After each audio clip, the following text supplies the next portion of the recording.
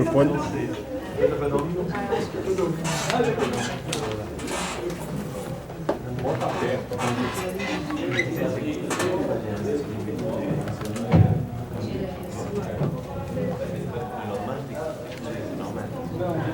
Bom, me ouvem?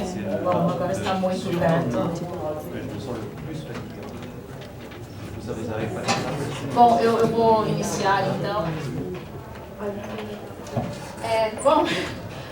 Não, fico super feliz e assim um pouco, como se diz, um pouco tímida de seguir as falas que me antecederam. Na verdade, uma vontade de ficar um pouco só pensando no que foi falado aqui, mas como é necessário seguir, vamos lá. O que eu vou apresentar, eu tinha pensado em começar primeiro com algumas possíveis definições de apresentação e representação. Alguns entendimentos que nós podemos ter a partir de provocações que foram colocadas no texto de apresentação do seminário e também para dialogar com os exemplos que foram dados ao longo desses 2 dias. Depois eu vou dar alguns exemplos de apresentação e representação, partindo de materiais Guarani, e aí apresentar alguns métodos para o estudo de relações de apresentação. E é isso aí. Deixa eu ver. Sim. Eu vou começar um pouco onde o Márcio terminou ontem, que a representação, a noção de representação, ela é corrente na língua portuguesa, entre nós falamos o tempo todo de representantes, apresentação nem tanto, e ela é mais usada no mundo jurídico, né? E, então eu achei que seria interessante começarmos pensando como que os advogados, os juristas usam esses 2 termos e depois migrarmos para outros registros desses termos. Para os juristas, representação é uma relação entre 2 sujeitos distintos, que podem ser sujeitos tanto individuais como coletivos. O representante fala e age no lugar do representado. Por exemplo, temos um parlamentar a quem um poder é delegado para falar e tomar decisões legislativas em nome da população. É um caso clássico de representação. Enquanto isso, na apresentação, pelo menos no âmbito dos textos jurídicos, é uma relação orgânica. Então, em vez de 2 sujeitos distintos, os elementos atuam como partes de um todo orgânico. Por exemplo, a presidente de uma empresa que pode ser entendida como a cabeça da organização. Ela não tem uma procuração para falar em nome da organização, já que ela é uma parte dessa organização e uma parte extremamente importante, que é a cabeça. Eu acho que isso dialoga bem com algumas coisas que foram ditas hoje pela manhã, por exemplo, quando o Antônio estava falando de um chefe como o esteio do grupo, como o tronco do grupo, e seus seguidores, o resto coletivo, como ramificações, né? Bom, é interessante notar que essas noções jurídicas de representação e apresentação guardam uma semelhança notável com as noções de metáfora e metonímia na linguística. Ontem o Márcio falou de Saussure, que me permite pular para Jacobson sem ter que passar por isso. Jacobson, no texto 2 aspectos da linguagem, 2 tipos de afasia, define a metáfora como uma relação de similaridade ou substituição, em que um elemento similar é colocado no lugar do outro. Bom, isso parece muito com a definição que os juristas usam de representação, em que por semelhança uma coisa substitui a outra, fala em lugar da outra, age no lugar da outra. Por outro lado, Jacobson também define metonímia como uma relação de contiguidade, em que os elementos se articulam como partes de um todo. Aqui temos, então, um exemplo de apresentação. Você teria um todo orgânico em que as partes se conectam, né, por contiguidade. Bom, é importante que quando Jacobson fala dessas 2 modalidades de comunicação, ele diz: os 2 tipos de relação operam no interior de um mesmo sistema linguístico. Ou seja, o uso de metáforas e metonímias depende do contexto, estilo verbal, personalidade e outros fatores. Porém, representação e apresentação estão operando sempre no mesmo sistema, então não permitem ou não seriam usadas para distinguir diferentes sistemas, sejam sistemas de direito ou sistemas linguísticos, como se, esse é um sistema político representativo, esse é um representativo. O representativo, esse é um sistema linguístico que usa apenas metáfora, ou esse é apenas metonímia. As duas modalidades fazem parte de um mesmo sistema e se alternam no uso a depender do contexto. Aí, desse ponto, já que metáfora, representação e metonímia, apresentação, não permitem opor sistemas jurídicos ou linguísticos, daria também para dizer, talvez, que pensar a política em termos de representação e apresentação não nos levaria à produção de mais um grande divisor entre sistemas políticos, como o sistema político ocidental seria do tipo representativo, a política ameríndia do tipo apresentativo, né? Então, esse é um dos argumentos que eu queria apresentar aqui para provocar um pouco de debate. Como Classes parece que está nos assombrando desde ontem, eu queria puxar também o exemplo de Classes para passar do sistema jurídico, do linguístico, agora para falar do xamanismo ameríndio. E mostrar alguns exemplos da operação de apresentação e representação que ele trouxe naquele texto do um sem o múltiplo, falando do discurso de um xamã justamente Guarani-Mburá. E aí, o primeiro exemplo que ele traz é um exemplo que eu entendo como de apresentação. Vejam só, ele diz, está em amarelo o que é apresentação, está em verde o que é representação. Quem quiser seguir pode, assim. Aí ele diz, aquela noite Tupã o inspirava o xamã. Sua boca era por isso divina. Ele próprio era o Deus. A narrativa e narrava a gênese da terra imperfeita. Ou seja, é como se o xamã naquele momento, ele não representa Deus, ele é o Deus. A sua boca é uma parte de Tupã. Aí vamos ver aqui exemplos de alternância entre apresentação e representação no mesmo evento ritual. Vejam só. O xamã falou longamente e a luz das chamas clareava metamorfoses. Aqui, apresentação. Ora, o rosto calmo do indiferente Tupã e a amplitude concedida da linguagem grandiosa. Vamos para a representação. Ora, a tensão inquieta de um retorno muito humano e palavras estranhas. Ao discurso do Deus sucedia a procura do seu sentido. O pensamento de um mortal se exercitava em traduzir-lhe a enganadora evidência. Ou seja, conseguimos então, no registro do xamanismo ameríndio, transitar entre exemplos no mesmo ritual, no mesmo evento de apresentação e representação. Deixa eu ver, eu anotei alguma coisa aqui. Poderíamos dizer... Sim, então vamos seguir. Agora, desse registro que o Classes traz, que acho que é de um texto de 1972, eu queria trazer alguns exemplos de coisas que eu tenho aprendido entre os Guarani contemporâneos. E a começar pela relação entre os humanos e os seus parentes divinos, pensando as relações de corpo, que operariam mais no registro da representação, e de alma, no registro da apresentação. Aí o termo Nien, que pode ser alma e fala, é pensada como uma relação de apresentação, enviada pelos deuses desde as moradas celestes para habitar os corpos dos humanos nesta terra. Nesse sentido, a alma seria como uma extensão ou pedaço divino que estabeleceria uma relação de contiguidade, ou seja, metonímia ou apresentação entre humanos e seus parentes divinos, né?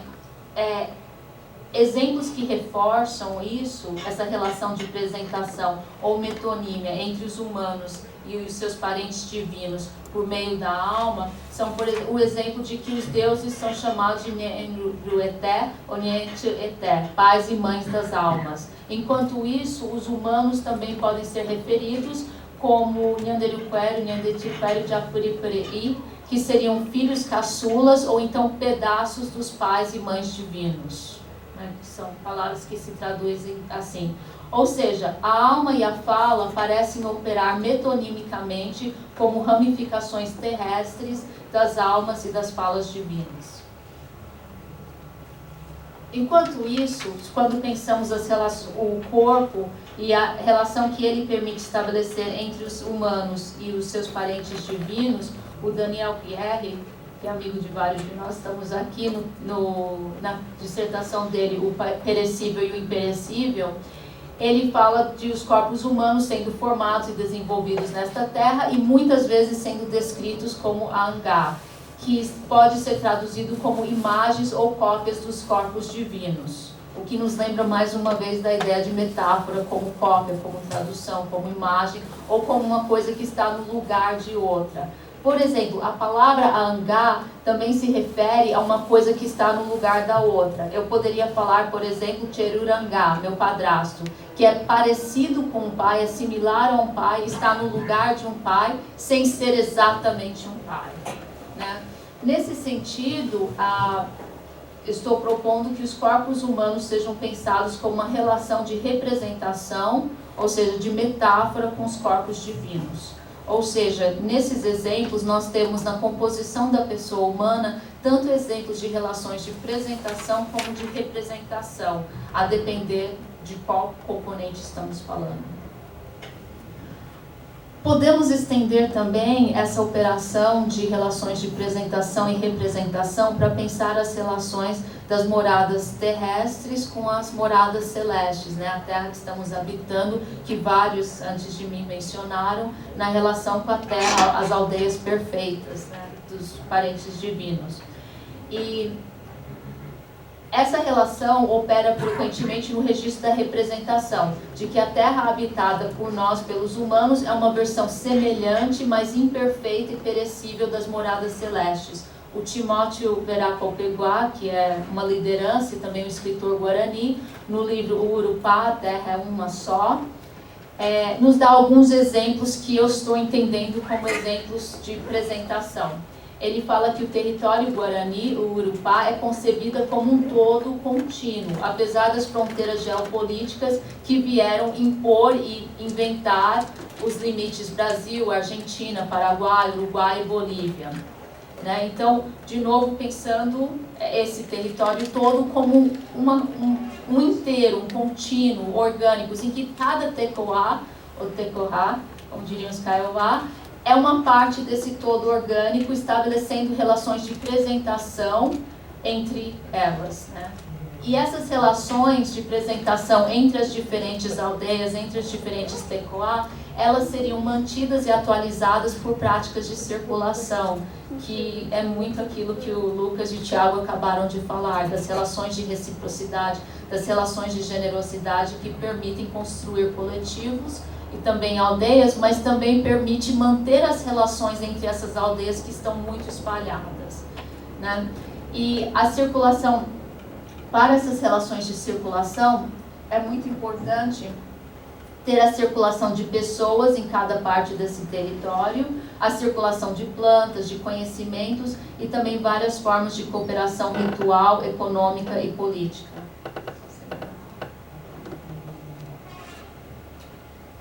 Dito isso, eu queria passar agora para alguns exemplos de métodos para estudar algumas práticas de apresentação e a circulação.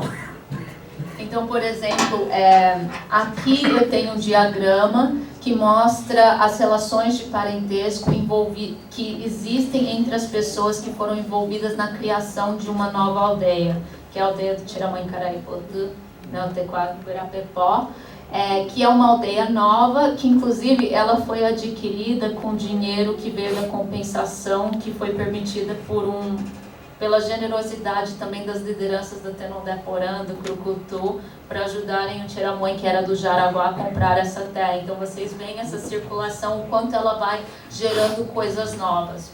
Mas o que eu queria mostrar é o seguinte: em 2018, em julho de 2018, foram criar essa nova aldeia, né? Saímos do Jaraguá e eu pude participar, mas eu não fiz nada, eu só estava acompanhando a criação dessa nova aldeia, em que 45 pessoas adultas participaram da criação dessa nova aldeia. 6 meses depois, quando voltei lá para acompanhar, já havia mais de 90 moradores E aí fizemos o levantamento e vimos que todos os moradores que estão nesse diagrama, apenas os adultos, tirei as crianças que não têm filhos e tal, para ficar mais visível para nós, todos esses adultos têm relações de parentesco muito próxima entre eles. Então, em azul estão os adultos moradores da aldeia, 6 meses depois que ela foi criada. E eu acho que vocês podem ver o triângulo e o círculo que estão lá em cima, que são um casal de lideranças, né, de liderança religiosa e também política, Tiramonha, Tijaricaraipotã e Parapotã, e todos se articulam em torno deles. Todos esses moradores têm relações de parentesco com eles. Os parentes em branco ou já faleceram ou são moradores de outras aldeias. E os parentes em vermelho são filhos e parentes próximos desse casal que não moram nessa aldeia, mas estão sempre participando como lideranças e ajudando. Então, esse foi um exemplo das relações de parentesco, de apresentação via parentesco na formação de uma nova aldeia. Agora eu gostaria de mostrar um pouco como as relações de parentesco, que eu estou entendendo como da ordem da apresentação, contribuem para a formação de novas lideranças e também para a formação de novas aldeias numa mesma região. Então eu peguei aqui as aldeias que fazem parte lá no Espírito Santo, né, da terra indígena Aracruz, e acompanhando um período de 1960 até 2016, juntando dados da Celeste Cicarone e os meus próprios. E aí nós vemos num primeiro momento uma rezadora e um cacique que formam um casal quando eles vão fundar essa aldeia lá de Boa Esperança. Num segundo momento, os filhos dessa rezadora, um filho se torna cacique, uma outra filha se torna rezadora e uma outra filha é uma liderança política. No terceiro momento, quando essa geração já faleceu, o que você tem é a divisão dessa aldeia em 3 aldeias diferentes, mas todos muito conectados por relações de parentesco. Então os filhos da rezadora vão continuar nessa aldeia, vão ser cacique e rezador, mas uma filha dessa rezadora vai com o filho dela fundar uma nova aldeia, se divide, onde ela é rezadora e ele é o cacique.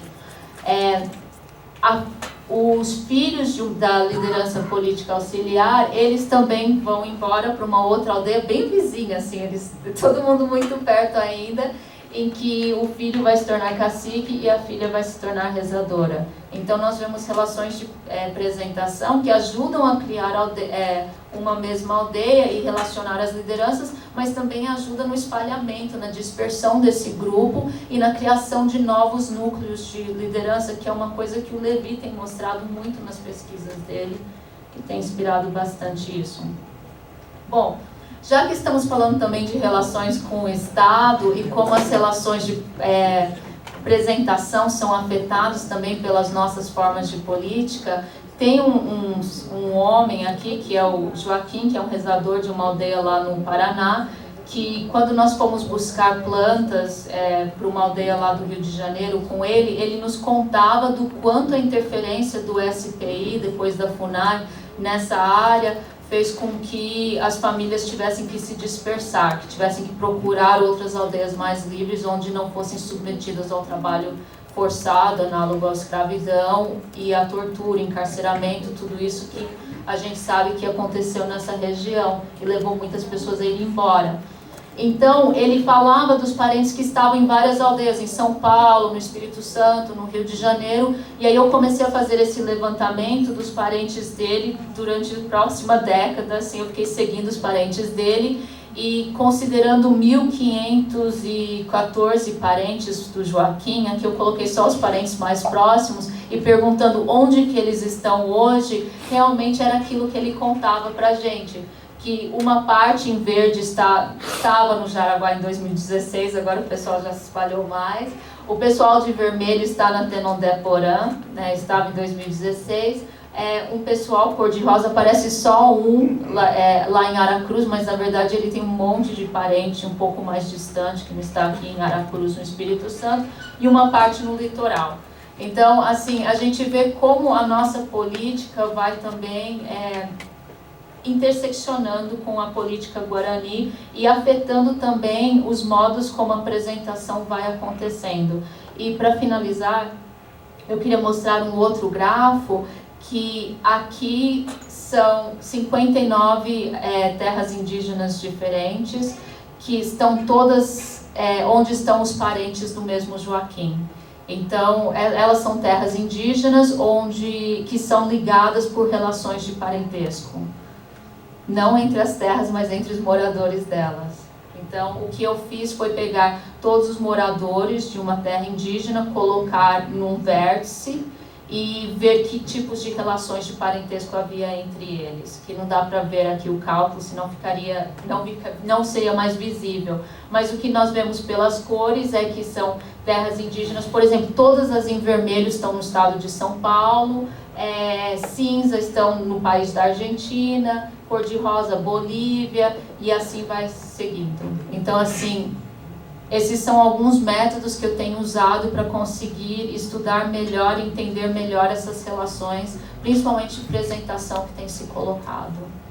E era isso que eu queria apresentar para vocês. Eu espero não ter sido muito confusa, mas é porque na minha cabeça eu estou muito entretida com as falas que me antecederam e vontade de conversar um pouco mais sobre elas.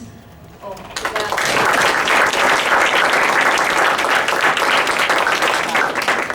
Estão todos